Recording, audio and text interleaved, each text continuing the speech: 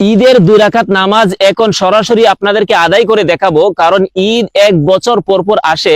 এজন্য ঈদের নামাজ কিভাবে পড়তে হয়, ঈদের নামাজে কি কি পাঠ করতে হয়, বিশেষ করে ঈদের নামাজের তাকবীরগুলোর সময় হাত কিভাবে উঠাতে হয়, কিভাবে চাড়তে হয়, কিভাবে বাঁধতে হয়, তা অনেকেই জানেন না বা অনেকেই ভুলে যান। এই জন্য ঈদের নামাজ এখন সরাসরি আপনাদেরকে আদায় করে দেখাবো। আপনারা দেখতে থাকুন, ইনশাআল্লাহ যারা জানেন না শিখে নিতে পারবেন। আর শেয়ার করে দিলে হাজারো লাখো কোটি মানুষ ঈদের নামাজ সম্পর্কে জানতে পারবে, শিখতে পারবে, আপনারা অনেক নেকিও পেয়ে যাবেন। তো এখন আমি ঈদের নামাজ সরাসরি আদায় করে দেখাবো, আপনারা দেখতে থাকুন। সর্বপ্রথম ঈদের নামাজ পড়ার জন্য ওযু সহ পবিত্র হয়ে যখন আপনি ঈদগাহে যাবেন, তখন ঈদের নামাজের নিয়ত করতে হবে। আপনি ঈদের 2 রাকাত ওয়াজিব নামাজ ইমাম সাহেবের পিছনে পড়ার জন্য ঈদগাহে গিয়েছেন, সেটা তো আপনার অন্তরে রয়েছে, এটাই আপনার নিয়ত হয়ে গেছে। মুখে উচ্চারণ করে এক্সট্রা নিয়ত করার কোনো প্রয়োজন নেই। ঈদের 2 রাকাত ওয়াজিব নামাজ শুরু করতেছি, আপনারা দেখতে থাকুন। আল্লাহু আকবার। سبحانك اللهم وبحمدك وتبارك اسمك وتعالى جدك ولا إله غيرك. الله أكبر الله أكبر الله أكبر. أعوذ بالله من الشيطان الرجيم. بسم الله الرحمن الرحيم. الحمد لله رب العالمين الرحمن الرحيم مالك يوم الدين. إياك نعبد وإياك نستعين. اهدنا الصراط المستقيم صراط الذين أنعمت عليهم غير المغضوب عليهم ولا الضالين. آمين. بسم الله الرحمن الرحيم. ألم تر كيف فعل ربك بأصحاب الفيل. ألم يجعل كيدهم في تضليل وأرسل عليهم طيرا أبابيل ترميهم بحجارة من سجيل فجعلهم كعصف مأكول. الله أكبر. سبحان ربي العظيم سبحان ربي العظيم سبحان ربي العظيم.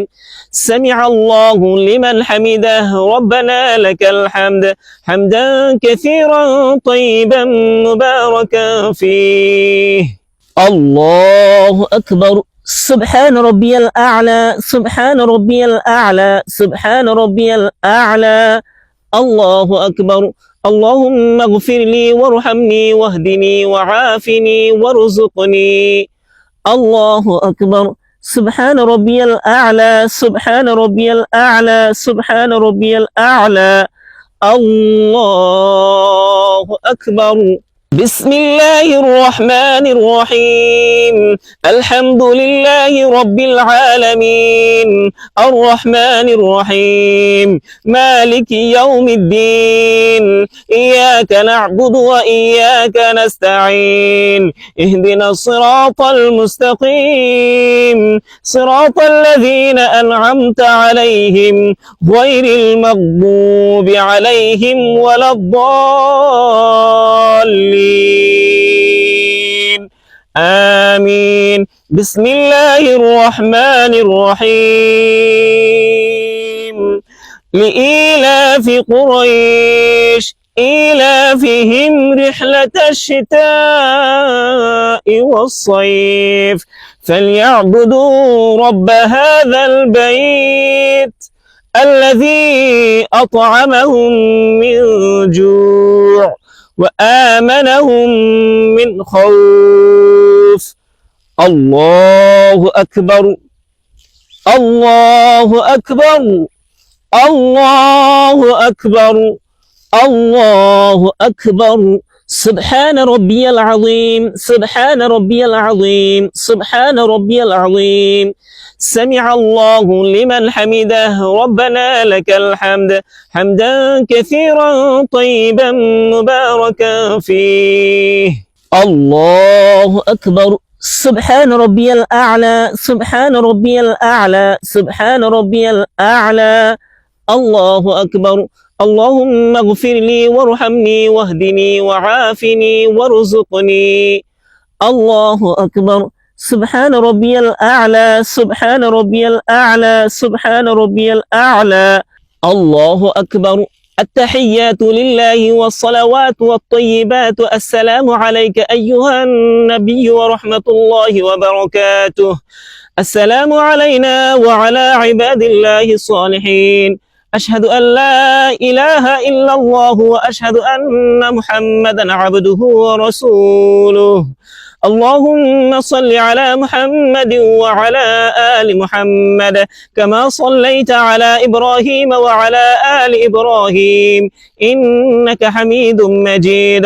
اللهم بارك على محمد وعلى آل محمد كما باركت على إبراهيم وعلى آل إبراهيم إنك حميد مجيد.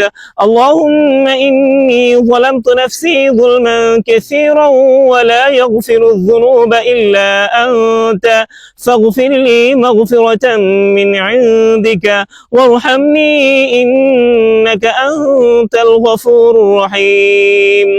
السلام عليكم ورحمة الله. السلام عليكم ورحمة الله. আলহামদুলিল্লাহ, ঈদের 2 রাকাত ওয়াজিব নামাজ আদায় করলাম। অতিরিক্ত তাকবীর বললাম প্রথম রাকাতে 3টি এবং দ্বিতীয় রাকাতে 3টি, মোট 6টি অতিরিক্ত তাকবীর বললাম। আমাদের এই ভারত উপমহাদেশের উলামায়ে কেরাম, হানাফি মাযহাবের উলামায়ে কেরাম এবং আমাদের দেশের ভিজ্ঞ উলামায়ে কেরামের মতে অতিরিক্ত তাকবীর প্রথম রাকাতে হবে 3টি এবং দ্বিতীয় রাকাতে হবে 3টি। তবে এই অতিরিক্ত তাকবীর নিয়ে অনেকগুলো মত রয়েছে। আপনি যে মত অনুসরণ করেন সেটার উপর আমল করতে পারবেন, কোনো সমস্যা নাই, এখানে ঝগড়াঝাটি করার কোনো প্রয়োজন নেই। তবে প্রথম রাকাতের অতিরিক্ত তাকবীরগুলো বলার নিয়ম হলো, আপনি যখন সানা পাঠ শেষ করবেন, ইমাম সাহেব সানা পাঠ করা শেষ করবেন, এরপরে ইমাম সাহেব আল্লাহু আকবার বলবেন, আপনি আল্লাহু আকবার বলে হাত উঠাবেন, ছেড়ে দিবেন। এরপরে দ্বিতীয়বার ইমাম সাহেব আল্লাহু আকবার বলে হাত উঠাবেন, আপনি হাত উঠাবেন, ছেড়ে দিবেন। এরপরে ইমাম সাহেব তৃতীয়বার আল্লাহু আকবার বলবেন, আপনি হাত উঠাবেন, হাত বেঁধে নেবেন। শেষ প্রথম রাকাত। এরপরে দ্বিতীয় রাকাতে যখন সূরা ফাতিহা পড়বেন, সূরা ফাতিহার সাথে অন্য একটি সূরা মিলিয়ে নেবেন। এরপর 3 বার ইমাম সাহেব আল্লাহু আকবার বলবেন, অতিরিক্ত 3টি তাকবীর। আল্লাহু আকবার, হাত ছেড়ে দিবেন, আল্লাহু আকবার, হাত উঠাবেন, ছেড়ে দিবেন, আল্লাহু আকবার, হাত উঠাবেন, ছেড়ে দিবেন।